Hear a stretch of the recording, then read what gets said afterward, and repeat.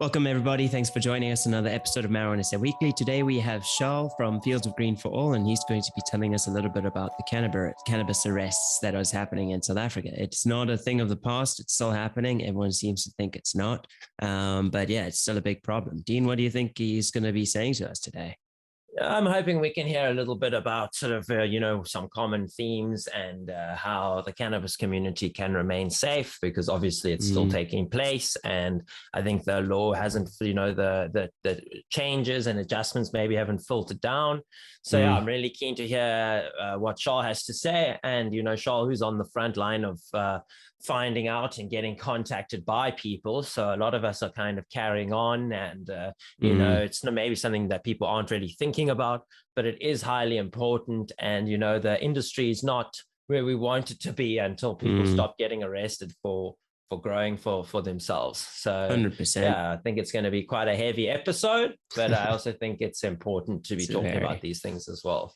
Agreed. So you guys, make sure to check the links out below to support the Fields of Green for All. They run a hotline for cannabis arrests, basically walking you through the process, what to do, what not to do. There's some extremely critical steps that you must do if you ever do encounter yourself in that situation, being part of a cannabis arrest. Usually they're unlawful, and it's best to know your rights before the time happens. So please do support them. There is a subscription that allows you to join the Green Network, and you get preferential access. And you can also, if you're a business out there, become an affiliate. You get a lot of marketing clout. You get a lot of extra benefits, private and exclusive contacts. So it really is worth it to check those links out below. And then also you can always make sure to like and subscribe to our channel to make sure you always receive enough updates. But without further ado, let's bring in Charles. Hi, Charles. Thanks so much for joining us today. It's really a pleasure to have you on. And I've just told the guests that you man a cannabis arrest hotline.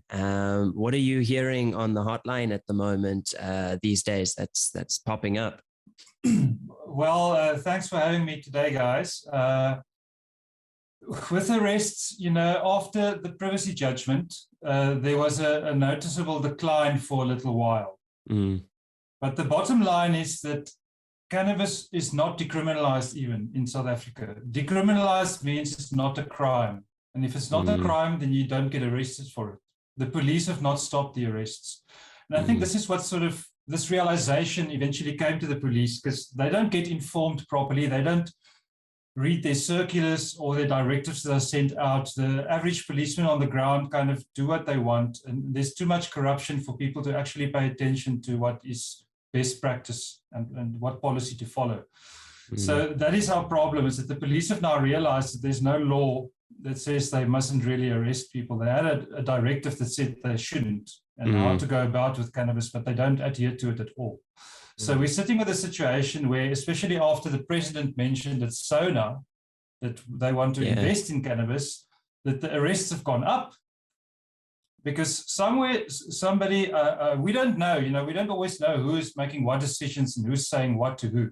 So the impressions I get here on the ground, it's different from the impressions that, say, the lawmakers get, Yes. There's a disconnect in government. It's often, lately, I've heard it being compared to an octopus, because the different government departments don't talk to each other, and they make opposing policies and decisions. Yes.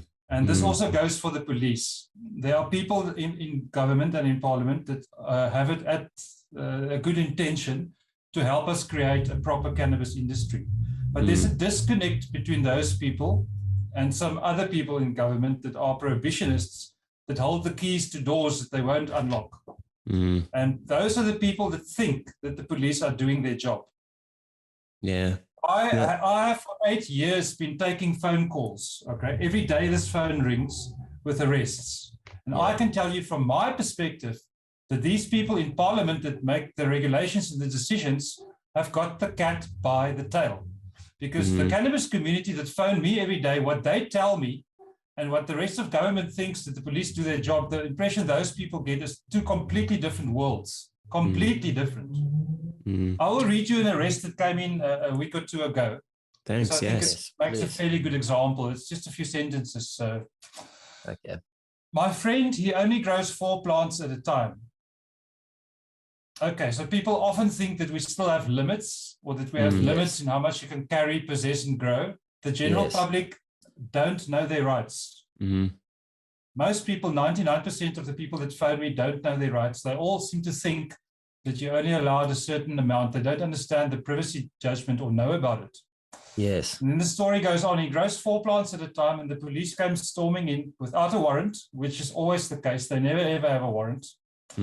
And they just searched and came straight for his room. Now, people don't know that they mustn't let the police in without a warrant. So in come the cops without a warrant. You're scared. Here are the cops. You're going to let them in because you know you've got weed and you can't resist because you think you're not allowed to. But you are. Yes. You refuse them entry. They're not allowed to enter without a warrant. And if they do, it nullifies the whole situation. So they went straight for his room, not the rest of the house. They scratched in his bag. The police officer claimed that he was a warrant officer, but he didn't have a warrant. And then the one police guy pushed her around, choked her, did this in front of 2 kids that were under 10 years old. Wow. And that's what happens. The police will come in. They don't have warrants. They fish for bribes. They steal people's dagga and equipment, as well as items. If they can get laptops or cell phones, they will take those from you and confiscate it, and you won't get it back. And the 99% of the time nowadays, there's no court appearance. So you're even lucky if you get arrest paperwork with a case number. That's what you should hope for, because then you can go to court and they'll throw it out. Because they throw all these cases out, but the police are the problem. They keep on arresting people for any dagga anywhere. And if they can't find any, they'll break into your house and arrest you there for it. What happens in court has got nothing to do with the police. They don't care about that or think about it. Yes. Because they've been programmed to do what they are doing, and they're not going to stop doing until they are instructed. You've got to think a little bit from their perspective.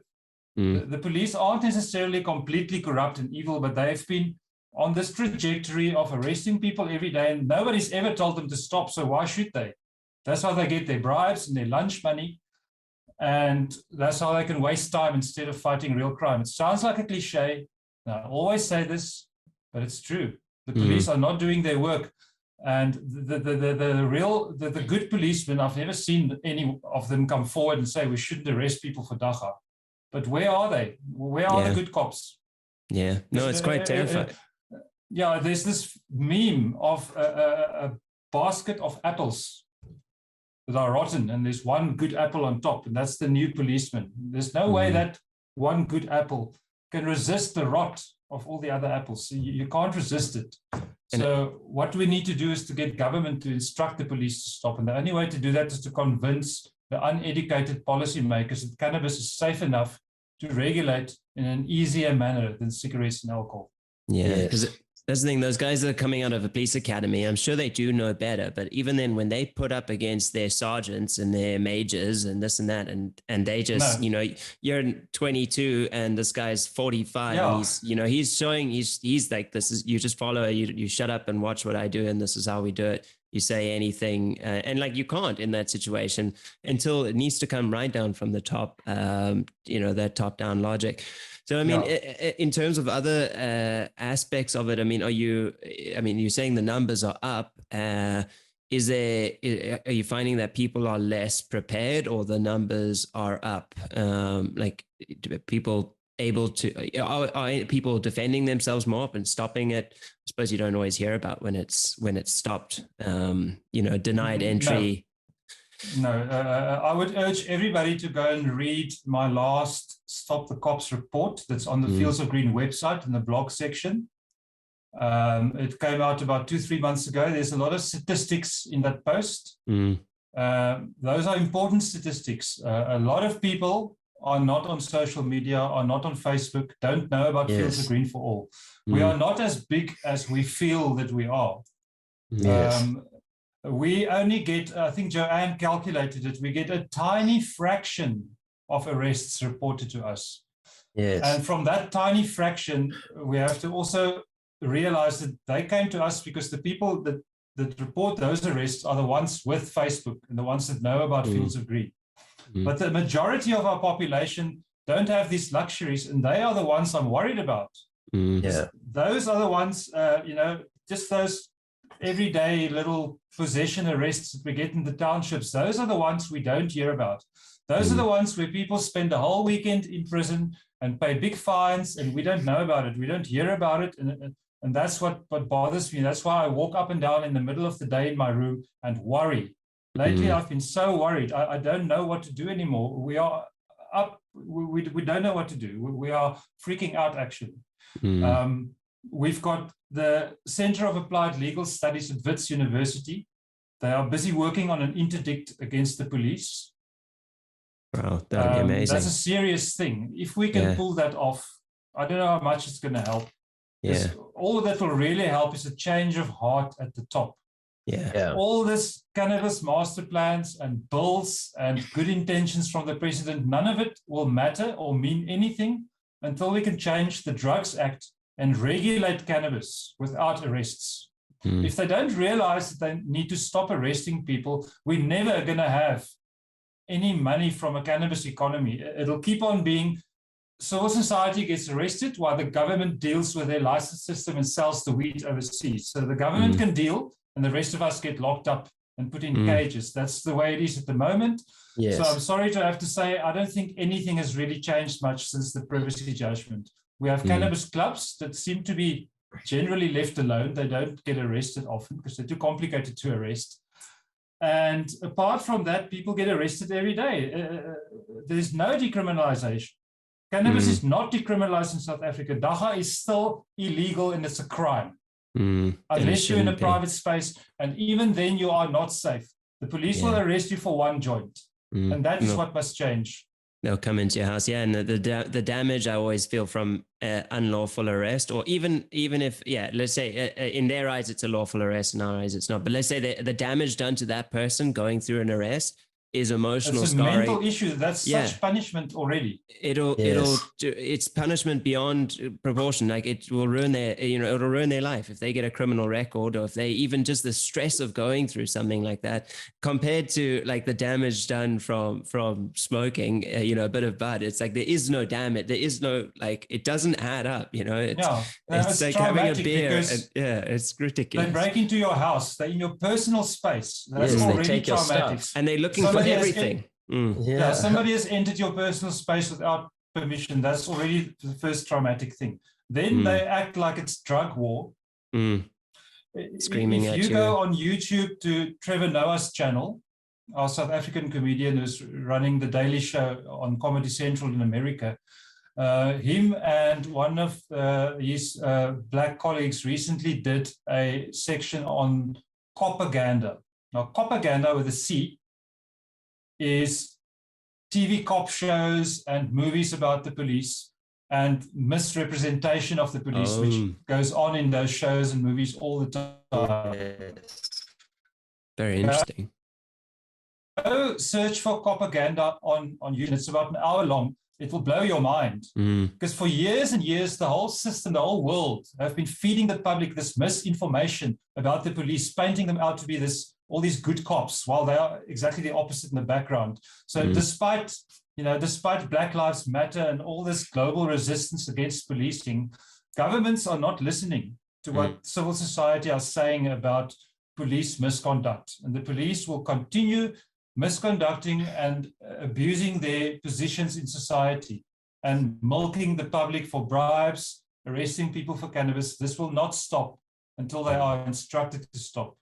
So unfortunately, that's the bad news. And I would like to tell the viewers that if you go around with cannabis, if you grow it or smoke it or in any way deal with it, you must know your rights. Go on our website, look for the Know Your Rights section, read it and familiarize yourself with it.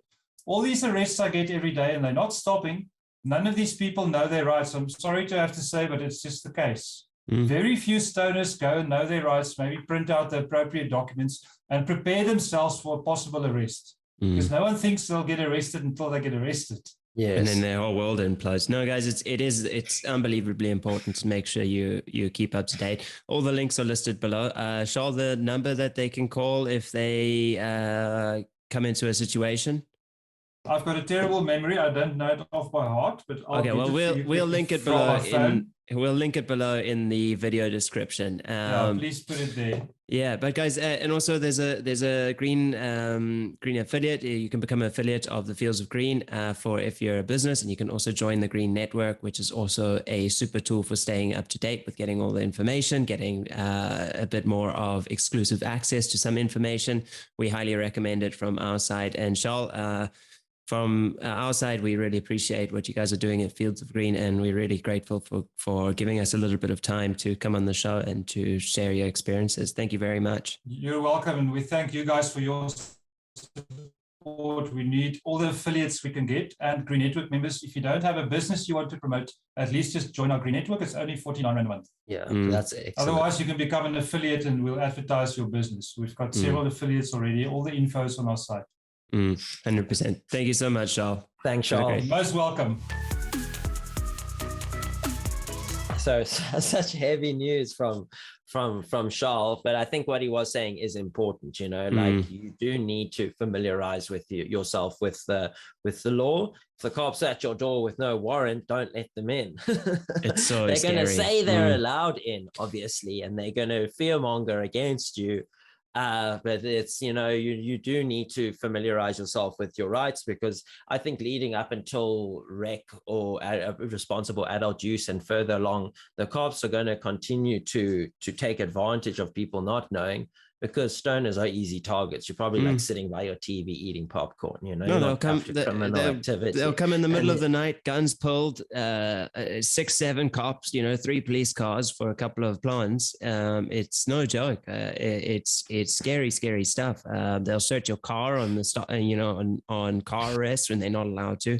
Never have a warrant. You're not even allowed to ask them, and they're like, oh yeah, you know, we'll shoot you if you don't let us in. It's like some real scary stuff. Yeah, like Charles was saying, you know, not all cops are like that, but there are always going to be you know, we always hear about the negative situations. You hardly ever hear about the positive situations. So yeah, on that somber note, it's still heavy days out there for the cannabis community. It's not all, you know, it's not like there's still a lot of work that needs to be done. And there are people doing that hard work still, like the Fields of Green for All. Guys, stay safe, make sure you know your rights, and please make sure to like and subscribe, and your support to the show means the world to us. Until next week, peace guys.